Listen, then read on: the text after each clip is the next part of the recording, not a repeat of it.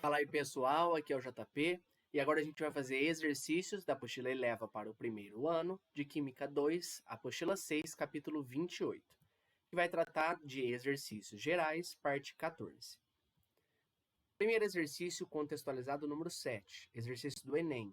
Esse exercício é muito típico aí de questões Enem, tá? A gente vai ver que tem alguns detalhes interessantes para a gente pensar. Pesquisadores desenvolveram uma nova e mais eficiente rota sintética para produzir a substância atorvastatina, empregada para reduzir os níveis de colesterol. Segundo os autores, com base nessa descoberta, a síntese da atorvastatina cálcica, deu aqui a fórmula molecular para a gente, e já deu a massa molar, tá? Guarde isso daqui, um dado importante, é realizada a partir do éster 4-metil-3-oxopentanoato de metila. Também aqui deu fórmula molecular e deu a massa molar aqui. Beleza. Então, esse daqui é o esquema da reação que ele descreveu para a gente. Considere o rendimento global de 20% na síntese da atorvastatina cálcica a partir desse éster, na proporção de 1:1. Outro dado importante. Simplificadamente, o processo é ilustrado na figura a seguir. Então, não se preocupe porque eu não vou ter que balancear nada. Ele já falou para mim qual é a proporção, falou o rendimento e me deu as massas molares. Então, é um exercício aí de estequiometria, mas que foge um pouquinho daquela questão tradicional como a gente vai vendo. Ele fala assim, considerando um processo descrito, a massa em gramas de atorvastatina cálcica, obtida a partir de 100 gramas do éster, é mais próxima de. Eu não preciso olhar para a reação em si, é só eu prestar atenção nos dados que ele me deu. Primeira coisa, ele falou que a proporção é 1:1, ou seja, para cada 1 mol de atorvastatina cálcica, eu preciso de 1 mol do meu éster.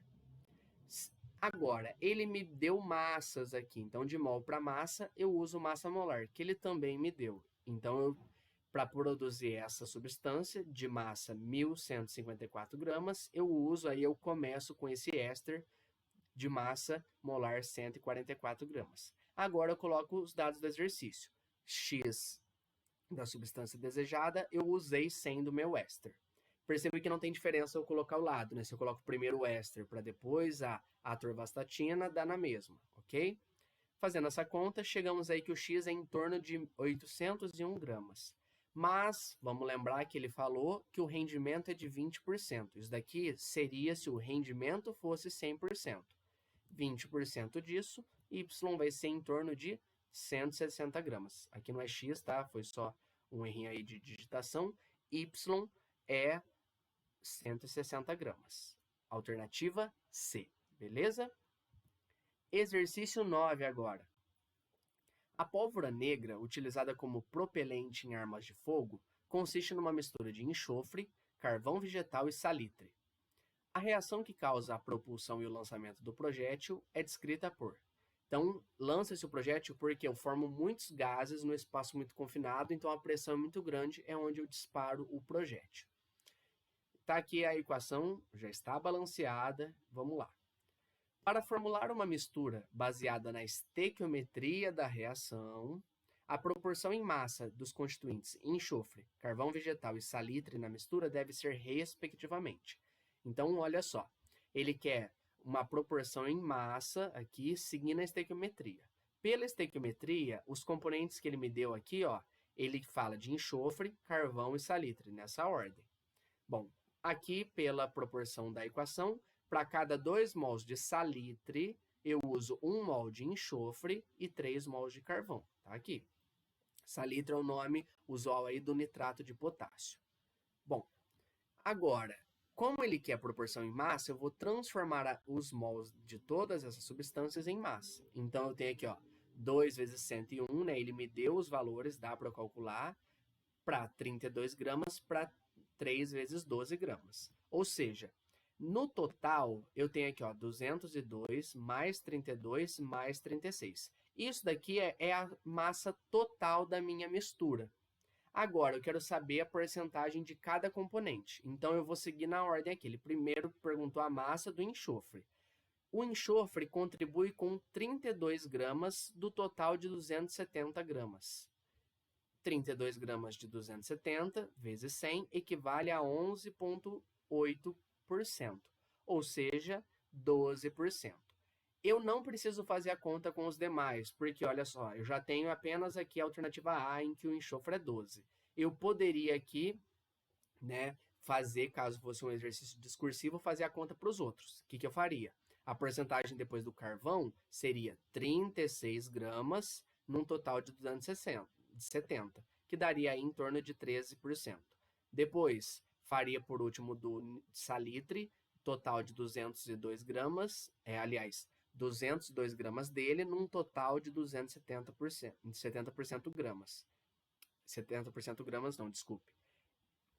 A massa dele, 202 gramas, num total de 270 gramas, que é o total da minha mistura, que daria 75%, tá bom? Então aí, essa alternativa correta, a gente já consegue fazer isso de maneira bem simples. Exercício 10 agora, mais um exercício nesse estilo do Enem. Na investigação forense, utiliza-se luminol, uma substância que reage com o ferro, presente na hemoglobina do sangue, produzindo uma luz que permite visualizar locais contaminados com pequenas quantidades de sangue, mesmo em superfícies lavadas. É proposto que na reação do luminol, que é o composto 1, em meio alcalino, na presença de peróxido de hidrogênio, que é o composto 2, e de um metal de transição, M aqui com carga N+, forma-se o composto 3-aminofitalato, composto 3, que sofre uma relaxação, dando origem ao produto final da reação 4, com liberação de energia e de gás nitrogênio. Ok? Bom, o que a gente precisa aí perceber? De 3 para 4, eu não mudei muita coisa, tá bom? Aliás, em termos de átomos, eu não mudei nada. Assim, a massa molar aí do meu composto 3 vai ser igual à massa molar do meu composto 4, ok? Bom, vamos lá. Ele fala aqui, ó, na análise forense de uma amostra biológica, utilizaram-se 54 gramas de luminol e peróxido de hidrogênio em excesso, obtendo-se um rendimento final de 70%. Sendo assim, determine a quantidade do produto final 4 formada na reação.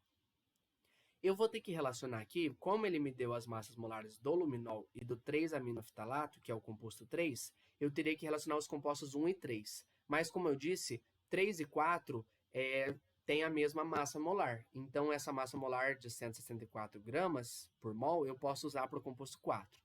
Ele me deu a informação do luminol, que é o composto 1, e me pede do produto final 4. A proporção, pelo que a gente observa na reação anterior, é de 1 para 1. Então, 1 mol de 1 forma 1 mol do composto 4. Como ele me deu massa, né, e pede massa, tá aqui massa molar dos dois. Então, eu tenho 177 gramas para 164 gramas. Agora, 54 gramas do luminol, x gramas do meu composto 4. X vai ser em torno de 50 gramas. Só que isso para o rendimento 100%. Agora eu calculo o rendimento aqui 70%. 50 gramas 100%, Y gramas 70%. Y nesse caso vale 35 gramas. Perceba que a alternativa D aqui é a correta. Perceba que é o mesmo estilo de exercício que a gente viu ali com outra questão do Enem.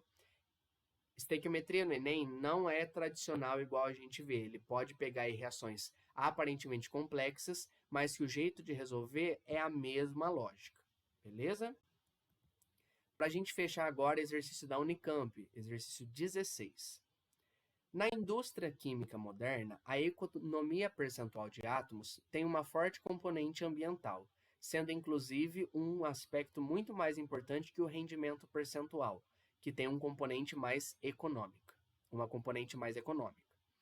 A hidrazina, N2H4, um poderoso combustível para foguetes, pode ser obtida por diferentes reações de síntese, duas das quais estão representadas pelas equações químicas a seguir. Então, está aqui as reações para produzir hidrazina. Letra A. Imagine que você deve orientar a cúpula administrativa de uma indústria a utilizar uma dessas duas sínteses, com base na maior economia percentual de átomos. Qual seria a sua sugestão? Mostra que a sua sugestão é a melhor opção. Então, ele me deu aqui, né, depois o item B e deu alguns dados. Aqui ele explica o que é economia percentual de átomos, como que a gente calcula. É a massa do produto desejado dividido pela massa de todos os reagentes vezes 100%, vezes 100, ok? Para poder chegar aí no resultado em porcentagem. Eu tenho que calcular a economia percentual de átomos para o processo 1 e para o processo 2. Então vamos lá. Olha só. Primeiro aqui, processo 1, economia percentual de átomos. Olha o que eu fiz. O produto desejado é a hidrazina, N2H4. O N tem massa 14 e o H massa 1. Então, ó, 14 vezes 2 dá 28, com mais 4, 32. Agora, pelo processo 1, os reagentes, eu tenho 2 mols de amônia, cada amônia tem massa 17, e 1 mol do H2O2, que tem massa 34, calculando aí a massa molar deles. Fazendo essa conta e depois multiplicando por 100, eu chego no resultado de 47,05%. Fazendo agora a mesma coisa para o processo 2. Eu tenho novamente o produto desejado, que é a hidrazina, tenho 2 mols de amônia de novo, e agora a diferença é que eu tenho aqui o OCl-. Esse menos não interfere em nada na minha conta, tá? No sentido da massa. Aqui a gente calcula, né, o O tem massa 16, o Cl 35,5, então dá 51,5. Fazendo essa conta, 37,42%. Como ele quer o que tenha maior economia percentual de átomos, dos dois valores, o que tem maior é o processo 1, tá? O maior valor. A gente provou aqui através dos cálculos. Essa é a resposta da letra A. Letra B agora. Ele fala assim: considere que, numa síntese de hidrazina, partindo-se de 2 mols de amônia e excesso do outro reagente, tenham sido obtidos 14 gramas de hidrazina. Considerando-se que o rendimento percentual da reação nesse caso foi maior que a economia percentual de átomos, qual processo de síntese foi utilizado? 1 ou 2? Justifique. Então agora a gente vai usar as informações da letra A, mas primeiro eu preciso calcular o rendimento percentual. E ele falou aqui que o rendimento é a massa do produto desejado pela massa teórica aí esperada. Ele fala que a gente obteve 14 gramas de hidrazina. Então, o rendimento aqui é 14. Qual que seria o esperado? Se eu utilizei 2 mols de amônia e excesso do outro reagente, pela proporção aqui, nos dois processos, 2 mols de amônia geram 1 mol de hidrazina. E 1 mol de hidrazina, a gente já calculou a massa, que é 32 gramas. Então, o rendimento para os dois processos seria aqui 43,75%. Como que eu sei qual eu vou escolher? Ele falou que o processo escolhido foi aquele em que o rendimento foi maior que a economia percentual. Usando os dois valores de economia percentual que a gente descobriu no item A, a gente sabe que o processo utilizado foi o 2. Por quê? No processo 2, a economia percentual foi 37,42, que é um valor menor que o rendimento percentual. Por isso que foi o 2. Não foi o 1, porque se a gente lembrar aí do cálculo, deu 47 mais ou menos aí, que é um valor maior que esse rendimento que eu calculei. Tá certo?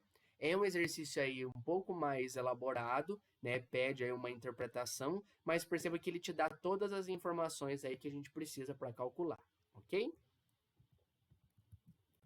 Fechamos aqui mais um capítulo. Qualquer dúvida, estou à disposição. Até a próxima. Tchau, tchau.